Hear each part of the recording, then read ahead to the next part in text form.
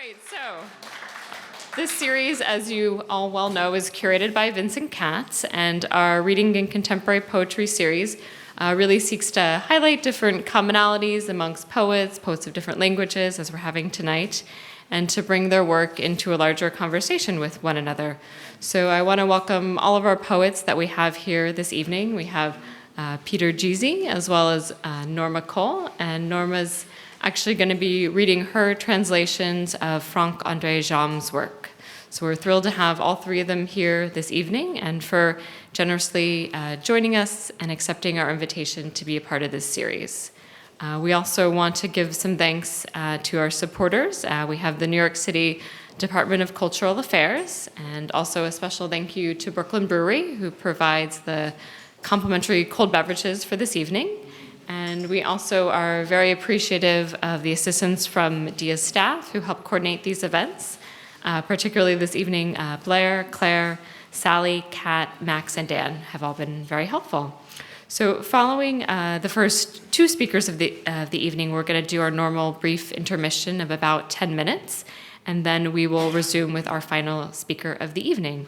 So with that, it's now my pleasure to give a warm welcome to Vincent Katz, who's going to introduce the first poets for the evening.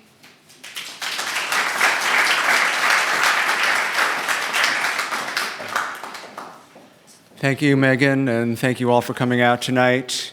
This is our second to last reading of the season, amazingly. We just got to spring, and it seems like we're getting near the end, but we do have this great reading tonight, and the final reading of our spring season is going to be on May 12th, and it will be Joanne Kiger and Stephen Motika, so enter that into your device.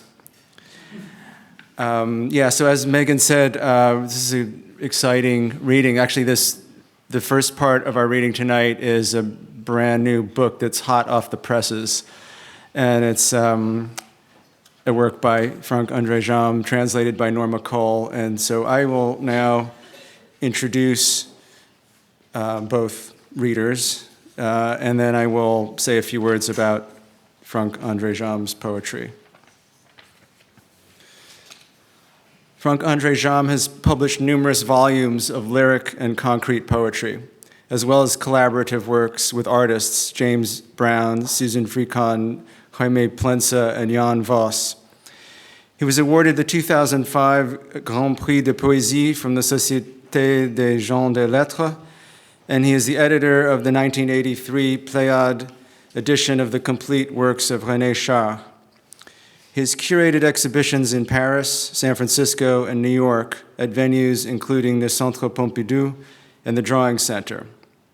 He's studied and published works on the tantric art of Rajasthan, most recently in the Cilio Press publication Tantra Song from 2011.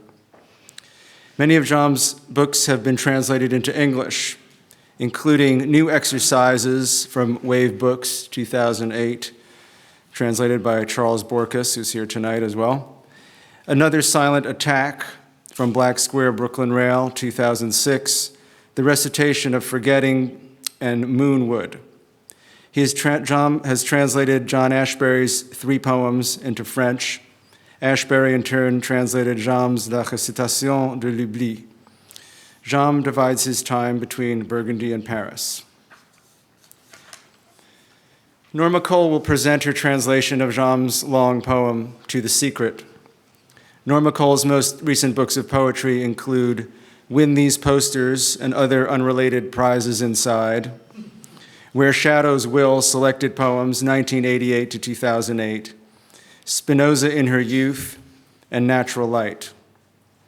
Cole's collaboration with painter Marina Adams, Actualities, is forthcoming from Litmus Press. Cole's translations from the French include Daniel Colobert's It Then, and Journals, and Jean Dev's A Woman with Several Lives. Additionally, Cole edited and translated the anthology Crosscut Universe, Writing on Writing from France. Franck André Jamme has worked in a multiplicity of ways, from the prose-based approach found in Another Silent Attack to the visually driven stellae of new exercises. Into the Secret, his brand new publication from Cole Swenson's La Presse in Norma Cole's translations, Jamme seems to take on a new persona.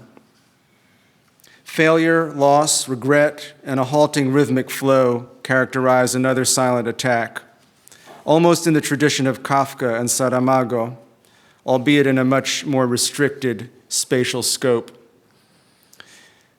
Quote, sometimes he thought that maps could no longer be trusted. You couldn't read roads on them any longer, only faces. Lucidity is the lethal friend, language the deceiver, although later language is the scout. In To the Secret, and in particular in Cole's translation, the movement of ideas feels more open, less constrained. Quote, the being of the rope dancer as precise and light as his steps, end of quote. There is room for dreams and tolerance. In fact, these seem igniters of a new, more peaceful path in the mind's journey. A list-like procession of images, ghosts almost, but they are more than that. The paratactic structure employed by the poet allows space around these images, and none lasts long enough to exert undue influence. These are some aspects of what feels like a contemporary epic, a poem able to transcend its elements, to exist on a plane where memory and imagination coexist, and the doubts and recriminations that remain are balanced by a significant state of emptiness. Present to you first Franck André Jamme reading in his original French, followed by Norma Cole reading her translation of the same section of the text. Please welcome them to DIA.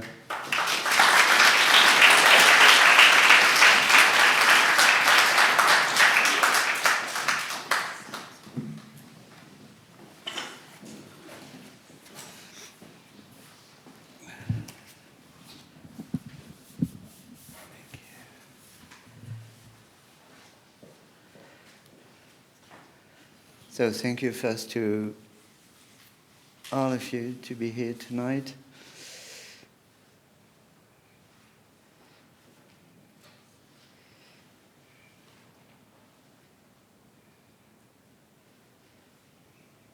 Including some absent people.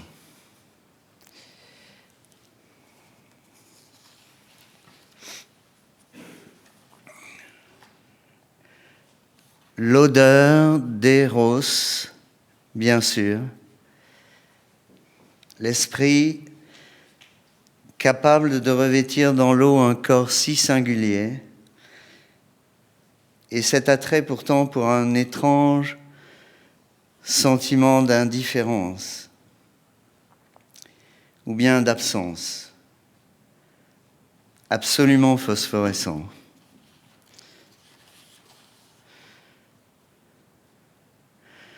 Les heures s'y prenant comme ces fauves vont et viennent sans le moindre indice sur les reins. Le penchant à disparaître d'un coup. Le fait de cacher un royaume dans une très simple chambre. Les mots lancés en fait pour d'autres mots qui n'ont qu'un sens. Et c'est d'une grande tristesse. Les consciences excitant le drame, l'égarement absurde dans l'escalier des malentendus. Les pensées derrière lesquelles attendent des milliers de pensées. Les atroces vérités de la mémoire. Les êtres qui s'arrêtent subitement sur le chemin et peu à peu, ils se transforment en pierre. L'esprit, invité tout à coup à entrer dans le corps d'une pensée avec cette promesse, lui donner chaque jour de quoi manger. la chance qui fera le reste. L'impression que quelque chose d'étranger se balade maintenant dans votre entendement. Les artifices de l'ironie, la lucidité qui pousse parfois la porte d'une façon si crue que l'âme en est presque horrifiée. Les maisons fermées, empêchant tout secours rapide. Peut-être, pas sûr. Les fraternités nées de l'échec partagé. Les absences qui paraissent palpables. L'enchantement à s'élever dans l'escalier qui mène à la grotte vide dans le ciel, ou presque. Les pensées détachées, toutes ces flaques toujours humides, même sans la moindre pluie. Les mains agiles, qui enroulent les gestes ponctuant les paroles. L'orgueil, plus grand que l'immensité, il le croit. Le silence, le cœur du rite, les nids de poussière dans le crâne, le réel, le principe, qui se terre d'abord puis s'effondre tout à coup sur nous. La grande utilité de ne pas revenir sur ses pas. Les éternels débutants. La route qu'il faut bien arpenter dans le doute, le flottement, les apparences plus ou moins profondes. Les demandes que tu formules à l'horizon sans fin et qui ne servent presque à rien, vu qu'avec le temps, tu as de plus en plus la sensation que les éclaircissements sont ailleurs, ou du reste n'existent pas. Les rapaces qui m'auront suggéré tout ce que je sais, à peu près. Le passé effacé, oui et non. Le désir de se déplacer tout le temps. L'observation qu'à l'avant-garde de notre œil se dressent les phénomènes de déclin, les gerbes de souhait dans la pupille des condamnés. Celle qui disait « Ce n'est pas tellement que j'ai besoin d'une transmission. Ce que je voudrais plutôt, c'est que l'on m'éclaire, parfois. Notre feu, la maison sans porte. L'instant où il se fait tard, la source n'a pas encore atteint son but, et j'ai au fond beaucoup plus soif que je ne l'aurais jamais cru. Cette drôle de règle de jeter un miroir sans teint dans le précipice avant d'y plonger soi-même. Les lectures vraiment magiques, je me souviens, les rumeurs dérisoires qui ne suffiront jamais à accuser qui que ce soit. Le peu de vocables éveillés enfin exprimés, qui se transmettront comme des vagues après un simple mouvement de rame un peu plus souligné dans l'eau pâle. L'étape aride de la tempête, les moins atteints, cessant enfin de résonner. L'épisode où l'on arrive à instiller par ses oreilles une sorte d'injonction qui sautera ensuite dans le corps entier comme l'eau épouse n'importe quelle pente, avec l'idée de faire enfin réfléchir, vraisemblablement. Le don du don. L'envie d'embrasser l'arbre en se répétant « énergie, énergie ». Le tourment parfait qui apparaît quand les faux amis œuvrent mais font complètement silence, assourdissant. Celle qui disait « L'ouverture de mes mains, c'est aussi la réponse des capacités de la terre. » Les infimes traces dans le sable.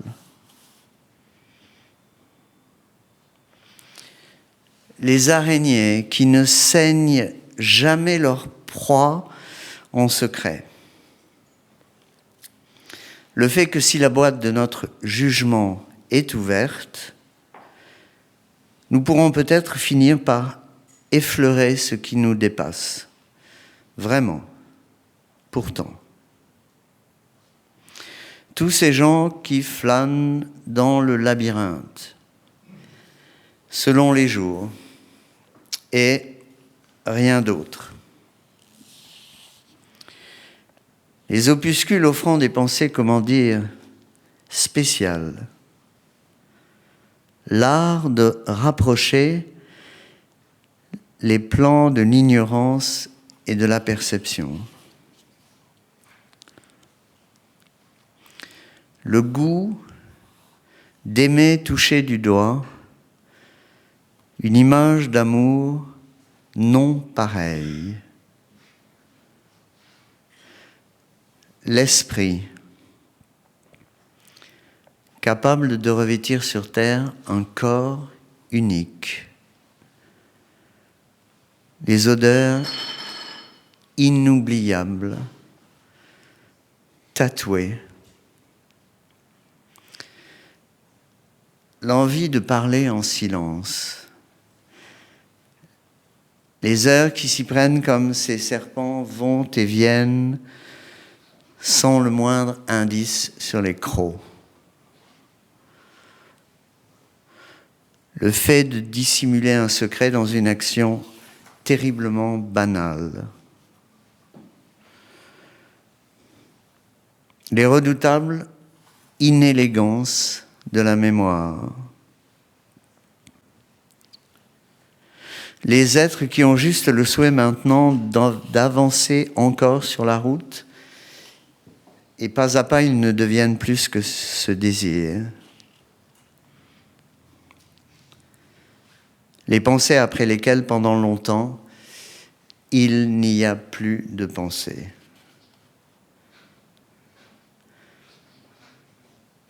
L'acte d'accoupler le plan de l'ignorance et celui de la perception. Les sortes de courts albums ne montrant au fond que des listes. Tous ces gens qui errent dans les couloirs selon les jours et rien d'autre. Les esprits qui planent sur le désastre. Les mots exprimés en fait pour d'autres mots qui ont perdu le don de suggestion. les déambulations cruelles dans les boyaux de l'erreur. La fin dont on ne sait rien du tout. L'entrée confiante dans la tanière folle du mystère. L'obsession en feu de la description. Si rouge, si rouge. La grande roue qui se met à tourner pour avertir que tout va bientôt recommencer. Les hommes intègres qui ne peuvent que s'enfuir dès qu'ils ont énoncé ce qui ressemble à s'y méprendre à une espèce de vérité. Le ciel, le serpent, l'insaisissable, la langue toujours vibrante. J'étais en voyage. Les éternels apprentis. Le chemin qu'il faut bien parcourir dans l'inconnaissance, l'hésitation. Le devoir de brouiller les pistes. L'épreuve béante. Le moment où il se fait tard, la source n'a pas terminé sa course, pourtant, et j'ai en fait beaucoup plus soif que je ne l'aurais jamais pensé. Notre destin, l'habitation sans mur.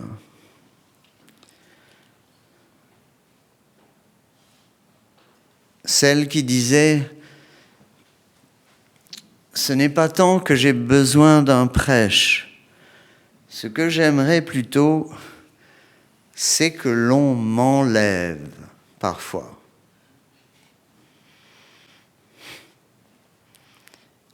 Tous ces lacs forcément mouillés par la pluie. Les mots de passe. Le mépris, la complexion parasitaire, les mains fines qui enroulent les gestes, rythmant aussi les aveux. Les moins confus, se débarrassant d'un coup de leur déduction. Le peu de syllabes importantes enfin énoncées, qui se réfléchiront longtemps comme des vagues, après un simple mouvement de rame un peu plus appuyé dans l'eau sage. La phase pauvre du cyclone.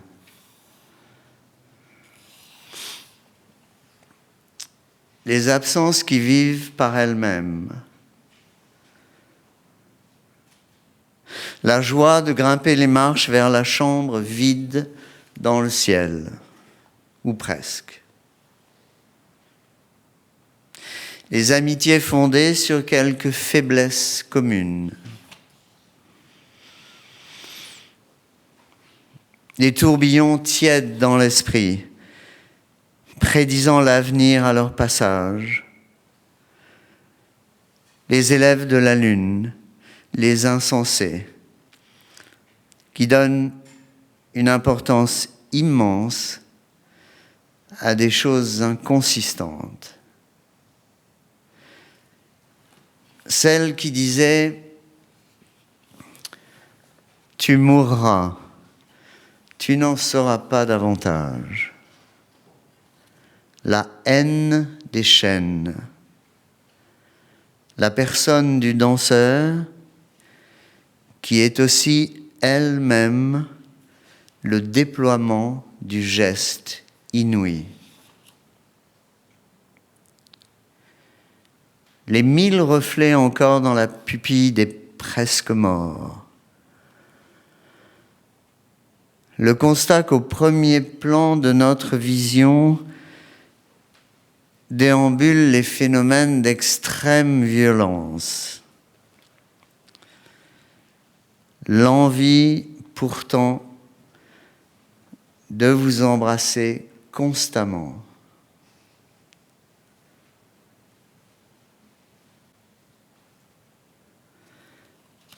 La face stérile de l'ouragan. Le peu de mots conséquents finalement formulés, qui se répercuteront longtemps comme des vagues après un simple mouvement de main un peu plus insistant dans l'eau calme. Les moins perturbés, écrasant soudain d'un seul coup le cube de l'intelligence, et apparaît enfin la feuille d'or. Celle qui disait « L'ouverture de mes bras, c'est aussi le sens des forces de la terre. » L'inquiétude vraie qui vient quand les malveillants œuvrent mais perdent volontairement leur langue. Les cadenas scellés, pas toujours.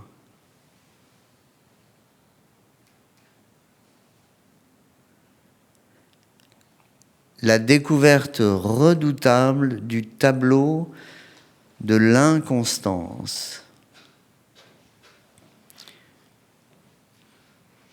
Le fait que si la boîte de notre jugement est fermée, nous ne pourrons être victimes des influences. Les rats qui saignent leur proie dans des lieux clos. Ce que l'on appelle les bruits tragiquement insuffisants pour blâmer qui que ce soit. Les compréhensions instantanées. La coutume de lancer un citron à deux têtes dans le gouffre avant de s'y jeter soi-même.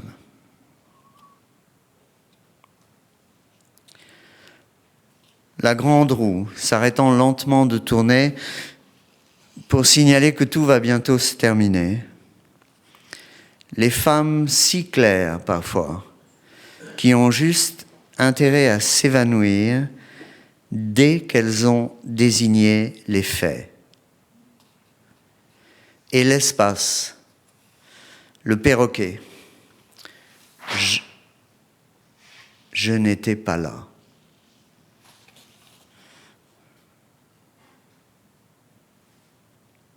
Les fraternités construites sur la maladie. L'ivresse de gravir l'escalier qui conduit à la salle vide dans le ciel, ou presque.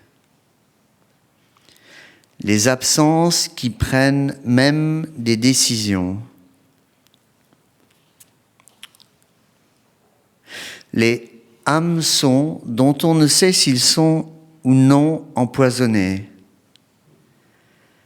L'angoisse réelle qui avance quand la cruauté s'affaire mais reste parfaitement muette.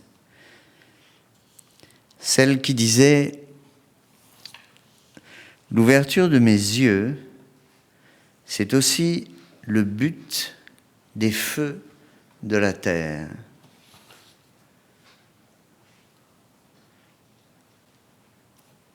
Les mains longues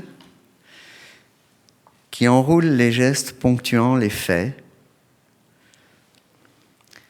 les propos dénudés, l'arrogance, la disposition du cloporte, sans compter toutes ces rivières forcément mouillées par la pluie. Les néophytes dans le soleil, les tourbillons chauds de l'esprit, déplaçant la conscience à leur passage, les naufragés qui donnent encore une importance démesurée à des choses insignifiantes.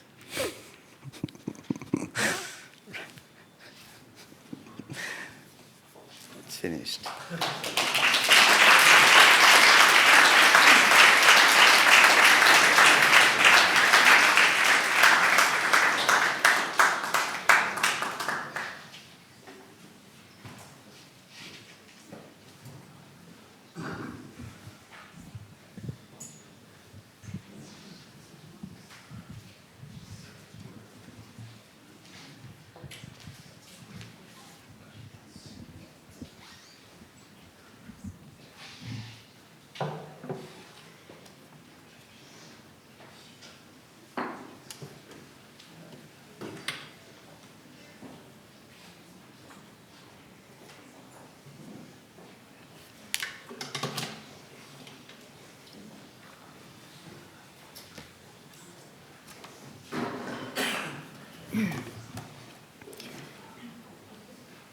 The scent of Eros, surely the spirit able to dress in water a body so singular, and this attraction meanwhile for a strange feeling of indifference or even absence, absolutely phosphorescent.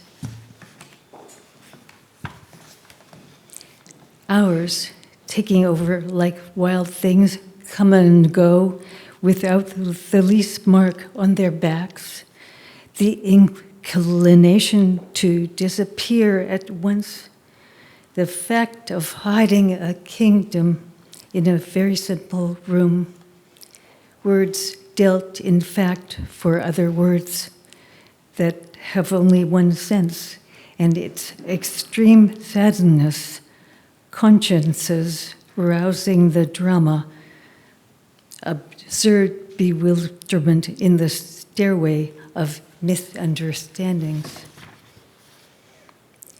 Thoughts behind which wait thousands of thoughts, dreadful truths of memory, beings who stop suddenly on the way and little by little transform themselves into stones. Spirit invited suddenly to enter the body of a thought with this promise: give him each day something to eat. Fate will do the rest. The impression that something strange sauntering now into your understanding, the artifices of irony, lucidity, that sometimes shoves the door open so crudely that the soul is almost horrified. Houses shut, preventing any rapid help, perhaps, not sure. Brotherhoods born of shared defeat, absences that seem palpable, magic to go up the stairs that lead to the emptied grotto in the sky, or nearly.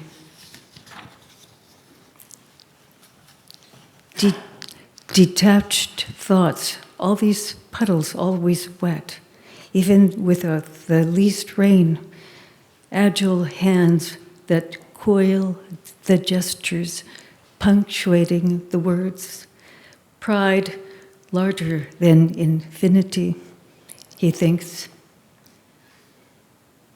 Silence, the heart of the ritual, nests of dust in the skull, the real, the principle that grounds itself first, then collapses all of a sudden on us. The grand purpose of never going backwards, eternal beginners, the road that must be paced in doubt, undulation, appearances more or less deep. The requests you formulate at the endless horizon, and that help almost not at all, seeing that with time you feel more and more that the explanations are elsewhere, or moreover do not exist. The raptures that would suggest to me all I know, nearly the erased past. Yes, no. The wish to change places all the time. The observation that to the avant-garde of our eye arise the phenomena of decline, sheaves of desire in the eye of the condemned. She who said, "It's not so much that I need transference. What I want more is to be enlightened sometimes." Our fire, the house with no door, the moment it gets late, the source has not yet reached its goal, and deep down I'm thirstier than I ever thought. This funny rule of throwing an unsilvered mirror off a cliff before diving off oneself, the really magical readings. I remember ridiculous rumors that will never be enough to accuse whomever. The few vocables awakened at last expressed that will transmit like waves after a single movement of the oar outlines little more in the pale water. The dry stage of the storm, less caught, finally letting go of reason. The episode where one gets to drop in his ear a kind of injunction that will then leap into the whole body like water weds any slope.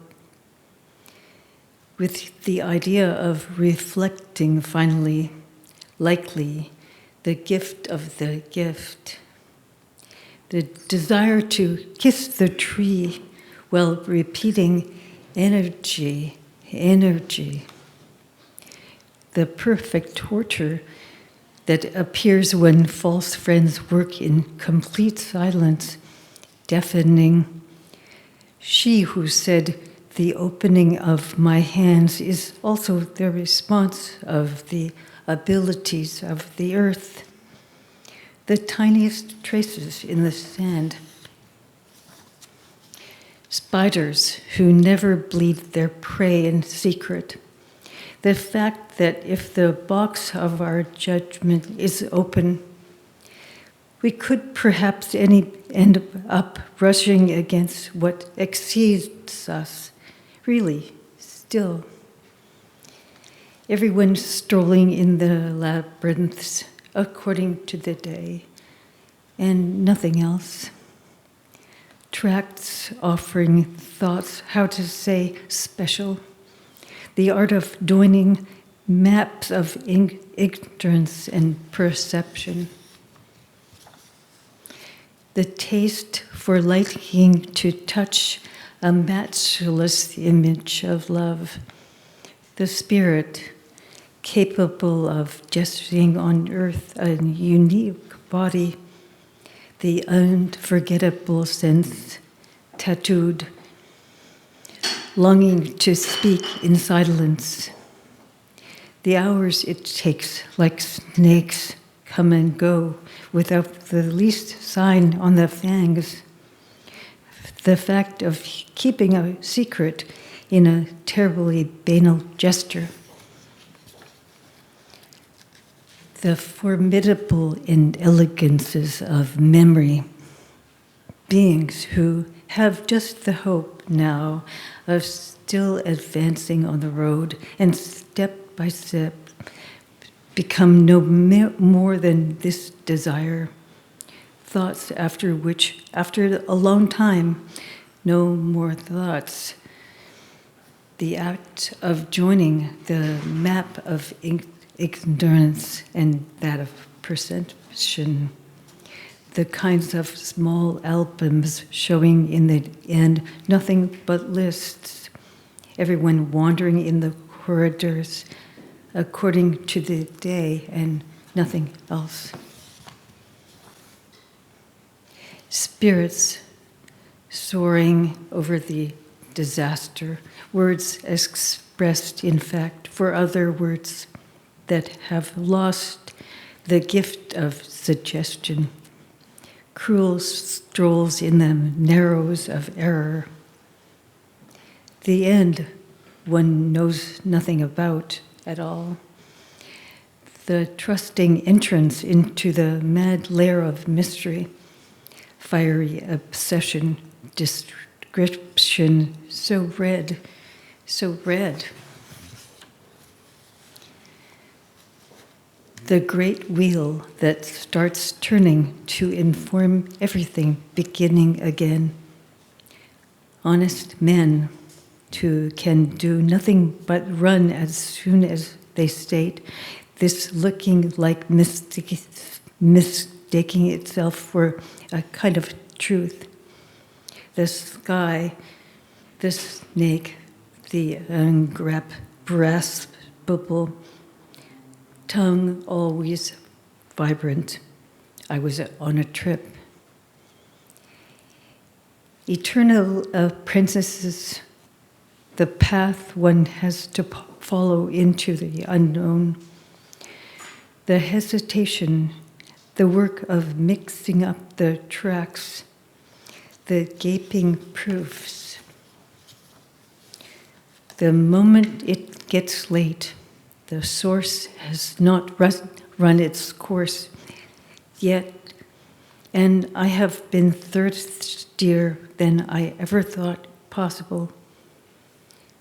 Our fate, dwelling without walls. She who said, it's not so much that I need a sermon. What I want more is to be carried off sometimes. All these lakes, perforce wet by the rain. The passwords, the contempt, the parasitic disposition, the fine hands that coil the gestures, also rhythmic confessions. The least confused, ridding themselves all at once of their conclusions. The little important syllables finally stated that reverberate at length like waves after a single movement of an oar. A little more undulation in the wise water. The weak stage of the cyclone, absences that live by themselves. The joy of climbing the steps towards the empty room in the sky, or almost. Friendships founded on some common weaknesses. Tepid whirlpools in the spirit, predicting the future as they passed. Students of the moon, daft, who give immense import to inconsistent things. She who said, you will die, you won't know more. The hatred of chains, the being of the dancer, who is also himself unfolding with unheard of gesture.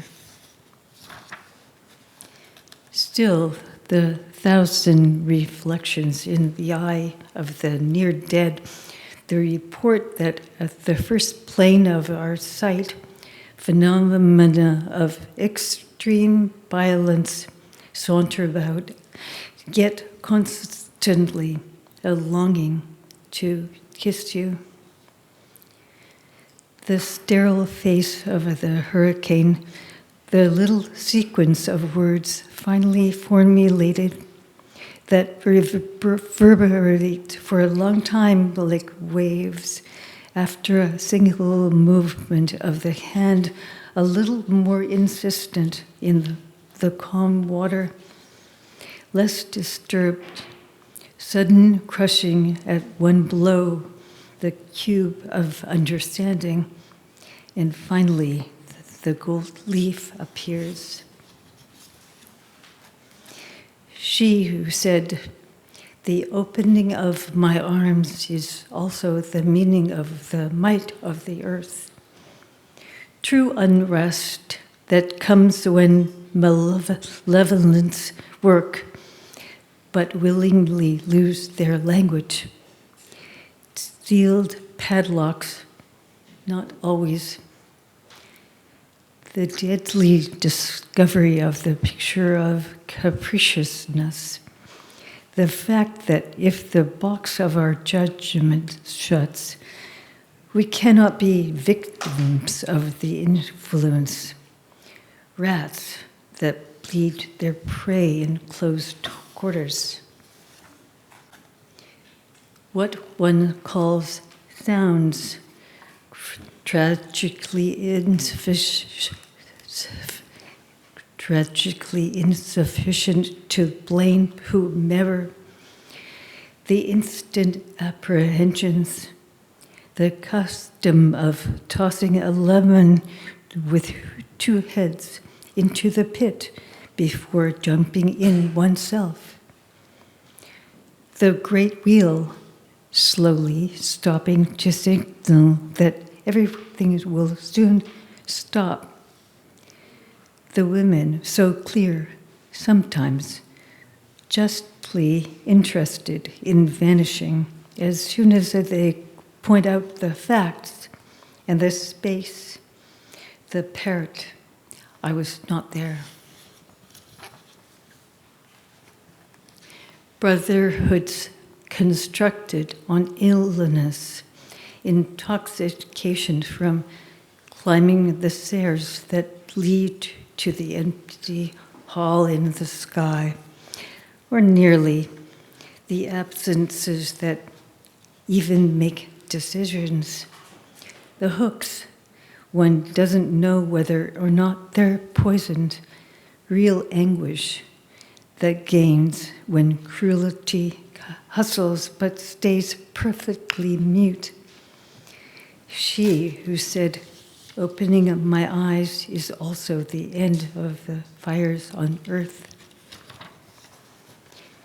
The long hands that coil the gestures, punctuating facts, the stripped statements, arrogance, the procession of the sound bug, without counting all these rivers perforce wet by the rain.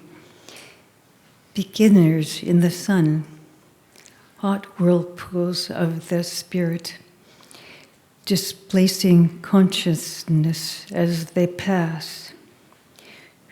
Shipwrecks that still give immeasurable importance to all kinds of stuff.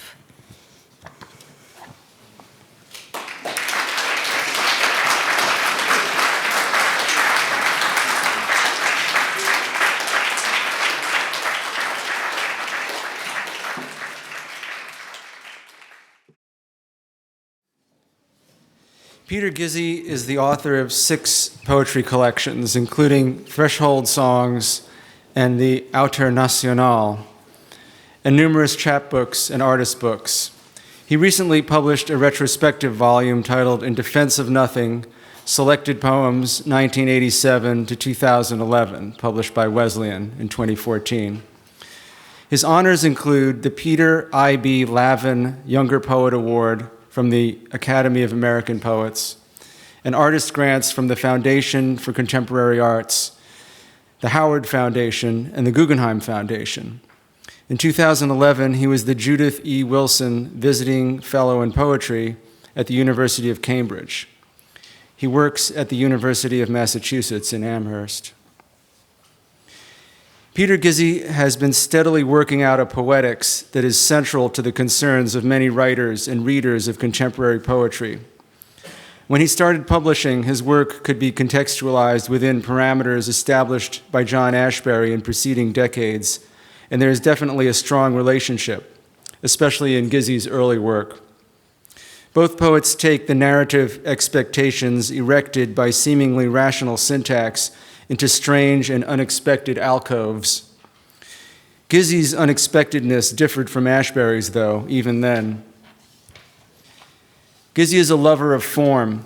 You can see, scanning his books, different formats on the page and on your tongue. Quote, "Go with a simple song, unbind yourself, making sure to hide your giddy surface," he ends an early poem, Toy, as a reminder to the reader and himself. Through the years, and not without difficulty on the part of the poet and reader, a complicity has built up. This is made clear on a perusal of Gizzi's selected poems, the provocatively titled In Defense of Nothing. There is a romantic stringing together of language in many of Gizzi's poems, but there is also the rupture of reality the poet characterizes by the metaphor of piercing. He uses the term in several poems, most notably in the title, Pierced. Yet his poems do not describe piercing as much as enact it. Everything is what it is. The actual bone is the bone. Come as you are. He's not afraid of tenderness. Witness his sweet elegy for Gregory Corso. As one goes on reading, the lyric nature of much of Gizzi's work is clear. But it is a lyric, if founded on tradition, that is true to the present every day, as in the best of James Schuyler's work. Gizzi writes in Stung, "We too are sprung and wound with evolution, I want to say. That's it, love, not spring. I have felt it also in quilted, drowning snow under the sheets in a clanking house. Clank, I love you. Clank, not spring. Clank, I present you Peter Gizzi."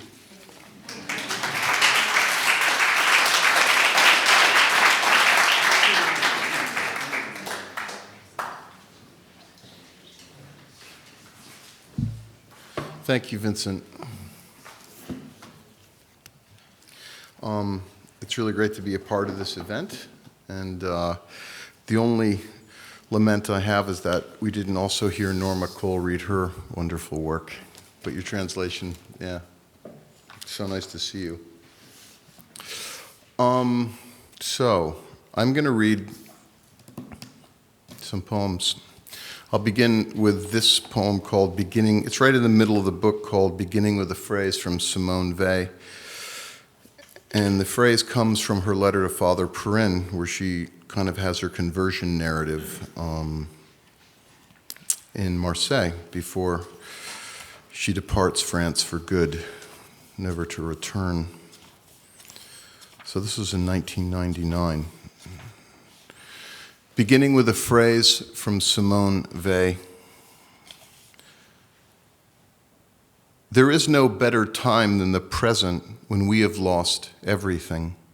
It doesn't mean rain falling at a certain declension at a variable speed is without purpose or design. The present everything is lost in time. According to laws of physics, things shift when we lose sight of a present, when there is no more everything, no more presence in everything loved.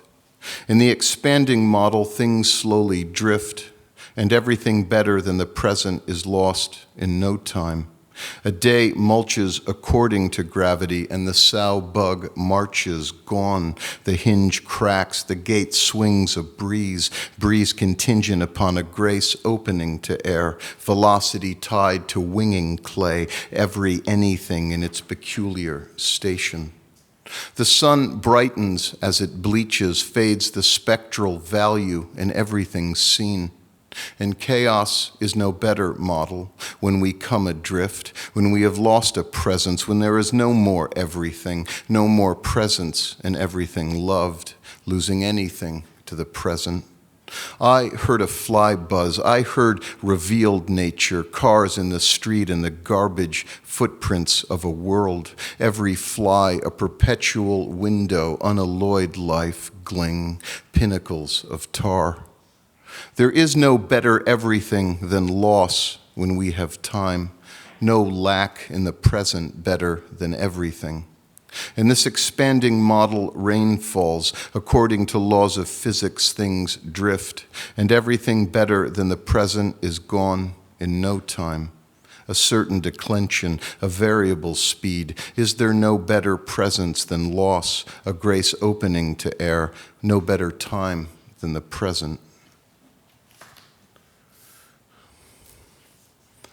And I'm not sure if this is germane to anyone, but today is known as Ruination Day.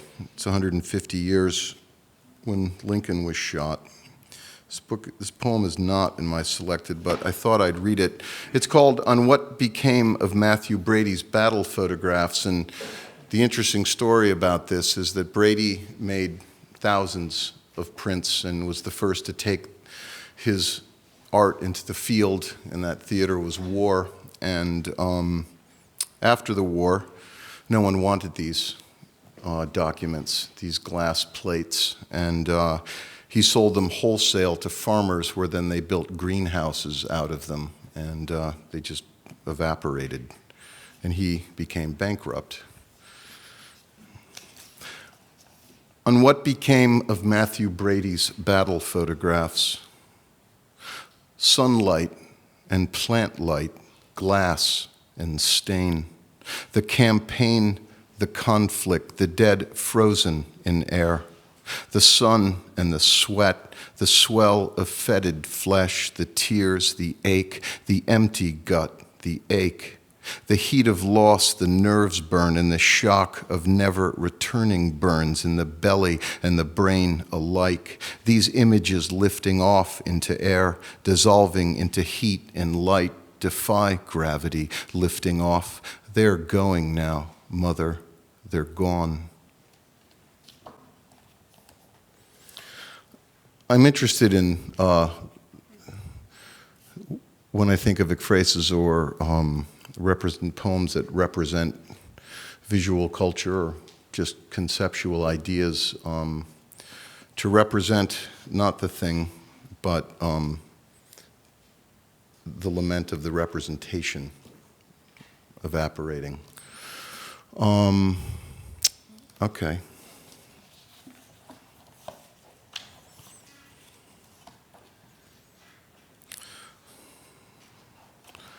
Hypostasis in New Year. For why am I afraid to sing the fundamental shape of awe?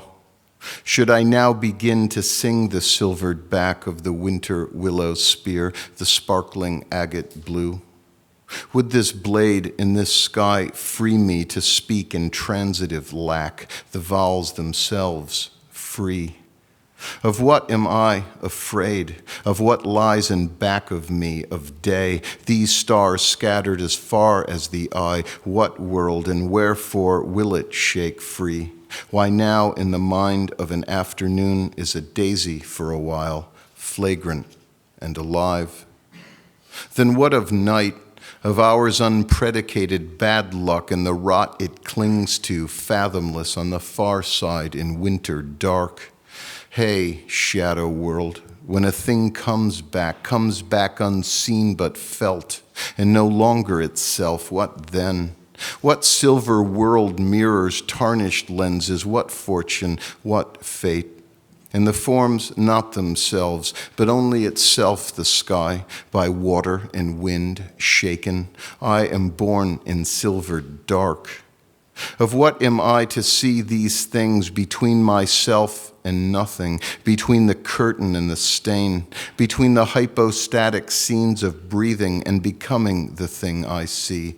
Are they not the same? Things don't look good on the street today, beside a tower in a rusting lot. One is a condition, the other mystery. Even this afternoon light so kind and nourishing, a towering absence, vibrating air, shake. And I see pots from old, shake. And I see cities anew. I see robes shake. I see desert. I see the farthing in us all. The ghost of day, the day inside night as tones decay and border air. It is the old songs in the present wind I sing and say, I love the unknown sound in a word. Mother, wherefrom did you leave me on the sleeve of a dying word?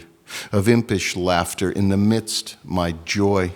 I compel and confess open form, my cracked hinge picture doubled. I can't remember now if I made a pact with the devil when I was young, when I was high. On a sidewalk I hear, buy a sweatshirt and think, buy a shirt from the sweat of children. Hell, I'm just taking a walk in the sun in a poem, and this sound caught in the most recent coup.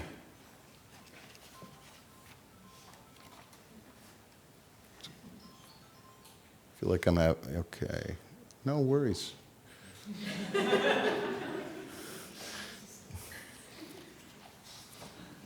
All right, I'm going to read some new poems.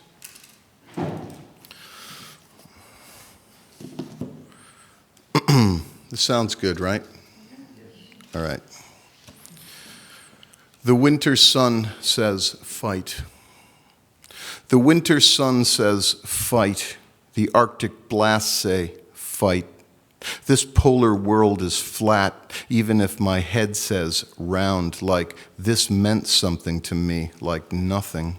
I was more ing these days to every surface, so what's in this morning that will solace? Once I saw the city of God reflected in a freak shadow the sun cast. I thought life complete, tight, happiness. Now sun says cigarette, and I abide. I remember its noisy ray clanging my room on my knees, looking for crumbs. I remember days and nights and days and nights, days, nights, high and dirty. Now fog says coffee, that'll bring you back. To where? Where do I actually live so far outside my head, deep inside the chemical wash of my genes? I am fighting for love, but I need a new God. Left here, this one no longer fits. I, sick of the reptile in me, the dis in time, its twigged agony. I've been here before.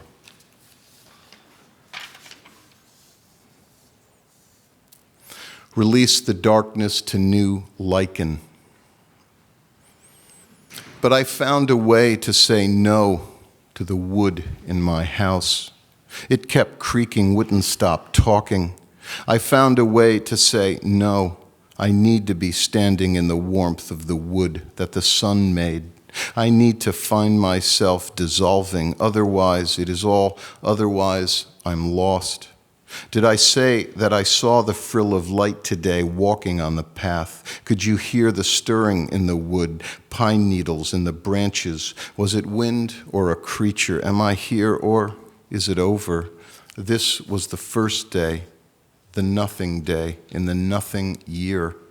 It gave me courage. It gave hints of blue, clouds, electrical and dancing. It gave me rays I've never seen, shooting down, touching things. This was the first day.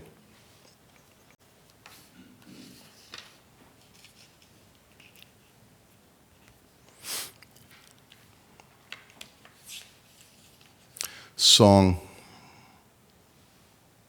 I want color to braid, to bleed, want song to fly, to flex, to think in lines, to work the pulp, to open up this cardinal feeling in green. The hardest part is the songbirds in their fugue state, fug state, fuck it. The world is neon in the gloaming quiet. I am willing to walk away, willing to be on fire, to blaze, to blake, to sink into the moon's aphorism in its garden of figures. The moon above my life, it's rough and real tonight, cold fusion reflecting sun. There is a quaver, a gibbous light to this equation, puzzling rays, full of dinghies, pixies, kobolds, and gems, heroes, songsters, and your face. The strangeness becomes you, darling night. This next poem is entitled Archaeophonics, and it was actually written in Emily Dickinson's bedroom, as creepy as that sounds.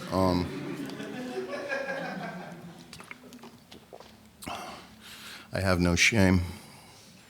There was a gentleman who works at the estate asking poets to come and spend an hour there, and he called me, and I said, that's a great idea, I'm just busy. And that went on for over a year, and then finally I wasn't writing, so I was like, I'll try anything. But Archaeophonics is the recovery of buried sound, which to me feels like a good metaphor for what happens with poetry. So I'm trying to come up with a title for these poems that I'm writing, which are just being in a series of rooms and listening. This might be the one. Archaeophonics. When I look out your window, I see another window. I see a wedding in my brain, a stylus and a groove, a voice waving there. When I look out your window, I see another window. These trees are not real. They grow out of air. They fell like dust. They fell. So singing is seeing, and vision is music. I saw diadems and crowns, daisies and bees, ribbons, robins, and discs of snow, sprung effects and pencil light. When I look out your window, I see another window. I see a fire and a girl, crimson hair and hazel eyes, a public in the sky. When the world comes back, it will be recorded sound. That cooing shrub will now be known as Dickinson. The syllabic, fricative, percussive, emphatic will tear open out your window. I see another window. I see a funeral in the air. I see alabaster space. I read circumference there.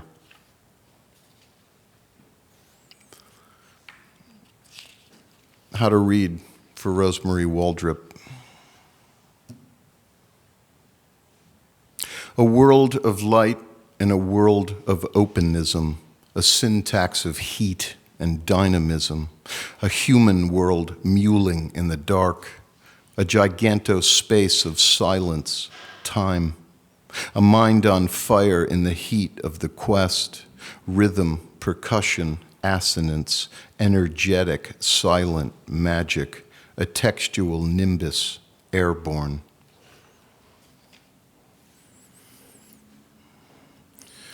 When orbital proximity feels creepy. Right now, there are teenage microwaves screaming through your body while you are having text with me. This is the moment I'll need you to sing with me. I am making my way in some dark room looking for other structures to love. From the left, something speaking I can't identify. The floor goes unfixed and moving, and this doesn't happen only at night, but during the day when I don't want to think on it. That I saw a blood orange ball caught out my window, that I'm listening to light, and it said time. I'm listening to time. It says, ha, you need to be howling at bloody, torn space, need to be spooked out of your hidey hole and its glowing mess. But I love this ball I'm riding on, the strange hunk of metal and rock whizzing around my loves and my loving, the fact I spin and it spins, and everything is spinning close up. From far away, it's so cool. I guess they call it physics or they call it laws, and if they're so well made, why do we suffer? I thought the day was opening, but now I see it's already gone. Outside, the cruel dove has a broken window. The day isn't friendly. Who are you to me? A way to understand the floor that holds me up and leaves me standing. I don't know where to go. Me, Tuesday at 5 p.m. What does it mean to be in a room, any room? The wind banging against the clapboard. I know enough to see the crack pane isn't going to be fixed anytime soon. Who has time for such things in the song? Breaking, blooming, the wobble of light on wood grain late in the day, in the loneliness of orange, in the loveliness of orange.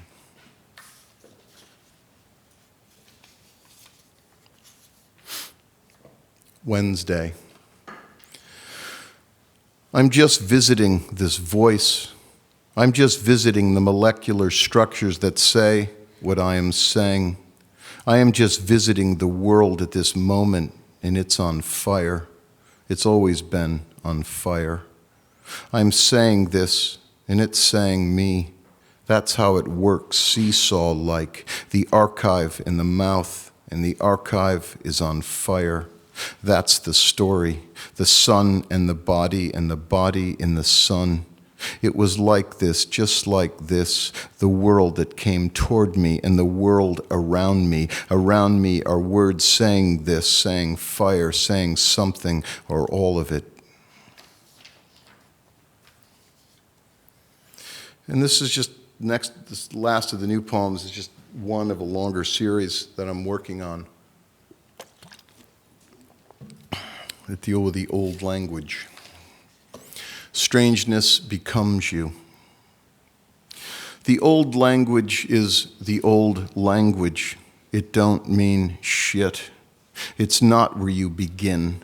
It's how you finish. Everyone's got beer muscles when they're young. They don't mean shit.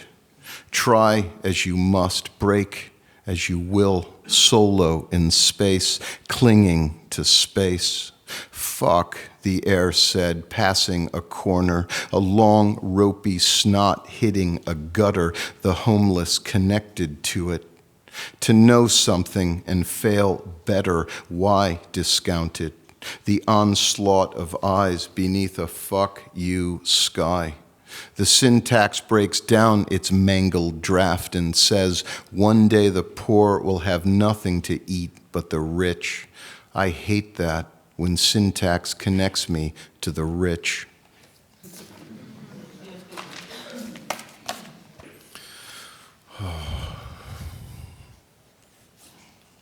So I guess I should follow that with this.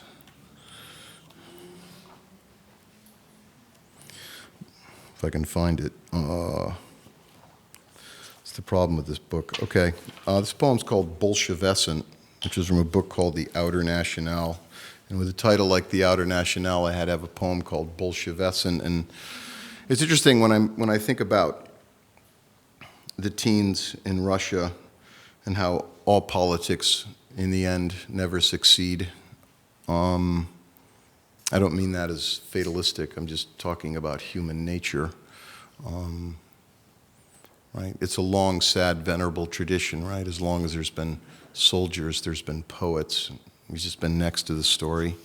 But all that to say, when I think of that era, I think the revolution was successful because what we got from that is cinema, right? Kino eye, montage, etc. And that's an enormous language that's still with us and informing us. So I'll read this one for my friend Kent Jones. Bolshevescent. You stand far from the crowd, adjacent to power.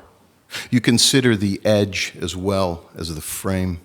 You consider beauty, depth of field, lighting to understand the field, the crowd. Late into the day, the atmosphere explodes in revolution. Well, revolution is everything. You begin to see for the first time everything is just like the last thing, only its opposite, and only for a moment. When a revolution completes its orbit, the objects return, only different for having stayed the same throughout. To continue is not what you imagined, but what you imagined was to change, and so you have, and so has the crowd.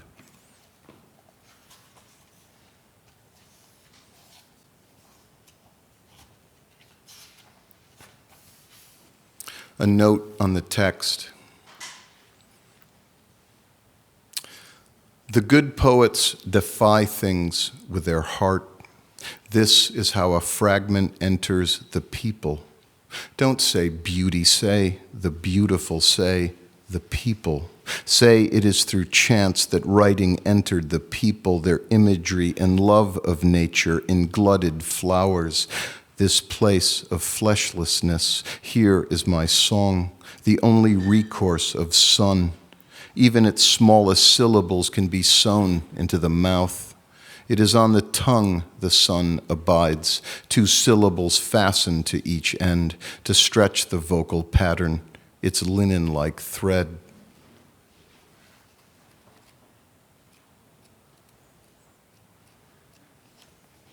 Am I going too fast? Are we all right? I'm going to read this one for Vincent because he quoted from it. It's entitled Stung. And since it's kind of spring, this takes place. Stung.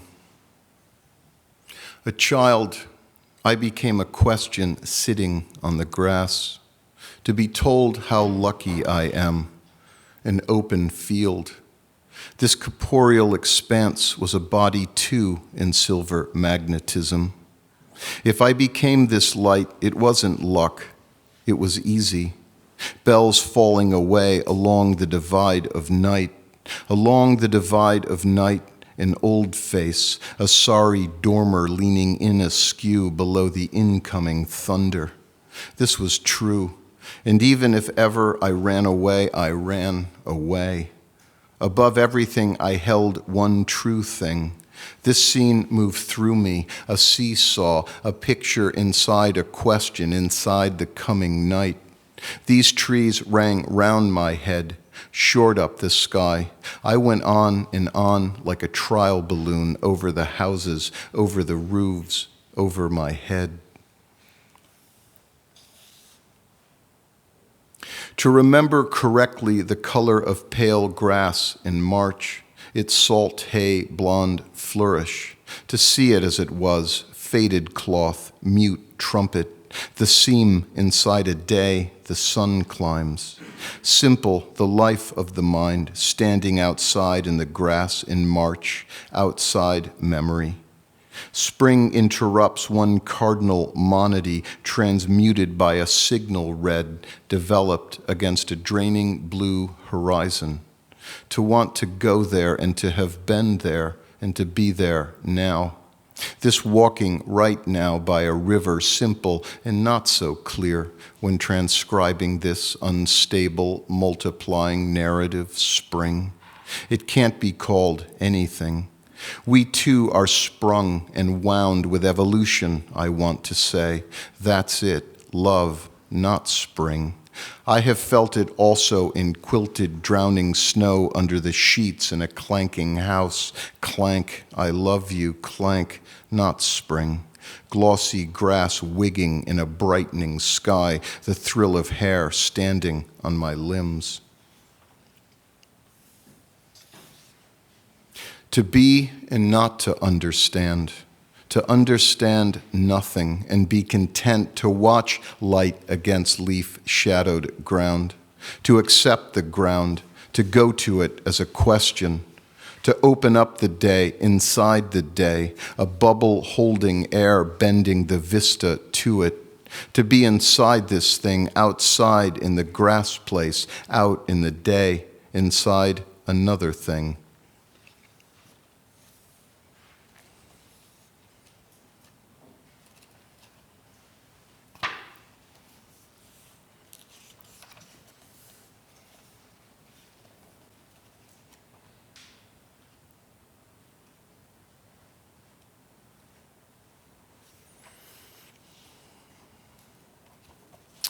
A telescope protects its view. I like to read The Dead, part of a whole lost era campaign. The bridge is up, a portrait of you from what you aren't saying. On my sleeve, the verb to be. I'm plucky but thankful. Death in the imagination equals life itself. Letters from an old bottle, junk in space, a book or a boat. The black ribbons of a spring day might sound mawkish, but I like to read under a pale blue sky, animated and deepening. I like to read The Dead. There's so-and-so going by, everyone outside, everyone. The words scroll onto air. Synecdoche, act of receiving from another. Metonymy, change of name. Who hasn't found themselves praying in an awkward room? She said, but what of their sad work by the river's edge, sad way of working the moth paper light, trellis of dented garbage cans and debris at dawn?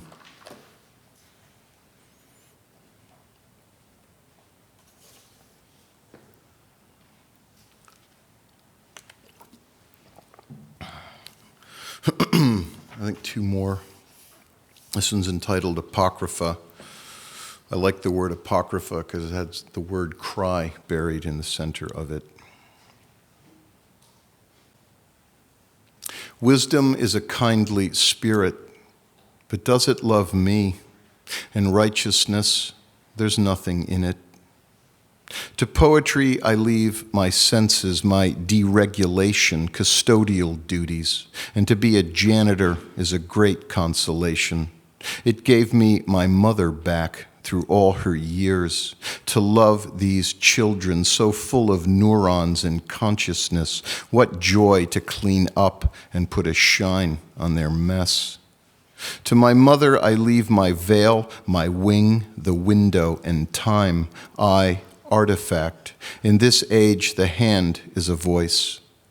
I leave the voice, the wonder, the mirror, and my lens, bent and beholden to the worm, leafwork and wrought iron, eerie illuminations and deep sea vision. I've seen the Eurostar, the drunken boat in Davy Jones' locker. I've seen Spanish galleons in the H.S. Mauberley covered in brine.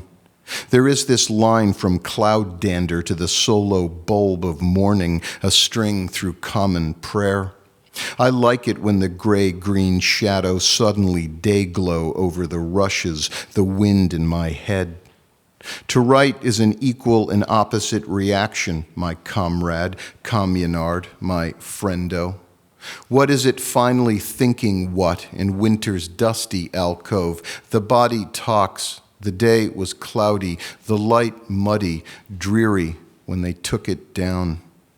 To times Roman I give my stammer, my sullenness, my new world violence, form and all that, forms and all that paper gusts, little buttress. I send love and weapons to everyone possessed with night visions. When those green lights flash and blink, is that it? When the it continues strangely for a bit, then falls into a line, is it over? I quantified daily the wonder in the grain. I found I was over, and singular, yet many. The many in the singular, the many in the evolutionary, the many in the grain, many more. Who in hell am I writing for? This vision is silly, teenage, and mine. A spot on the negative, a hole in composition. I quantify, I loaf, I wonder, I find, I rev. Here the day's mud, night is a satellite, and anger my cleft, my birthmark and star. Anger might be a better way to say I love you, truer than how are you in space? Are you cold? Can I get you a blanket? To the pole star I leave my alien regalia, my off-world headdress. I leave acoustic forms in time, blooming, sudsy, inconsolable. If you are unsatisfied, then welcome.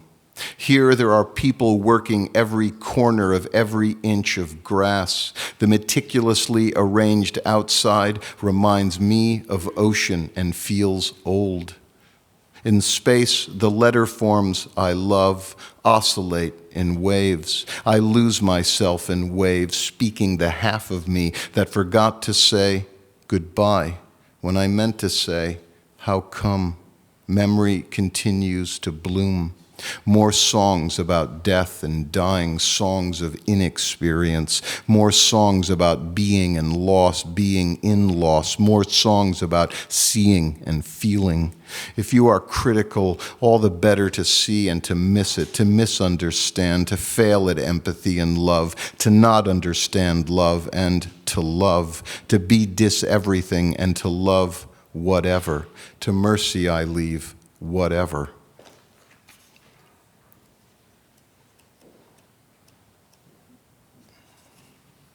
This last one's entitled Bardo,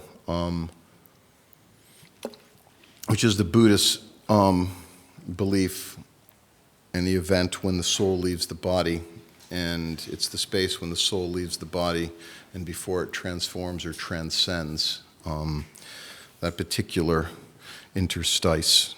And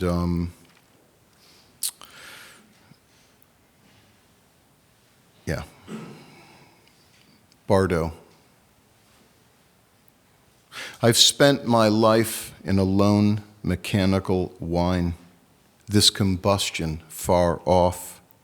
How fathomless to be embedded in glacial ice. What piece of self hiding there? I am not sure about meaning, but understand the wave.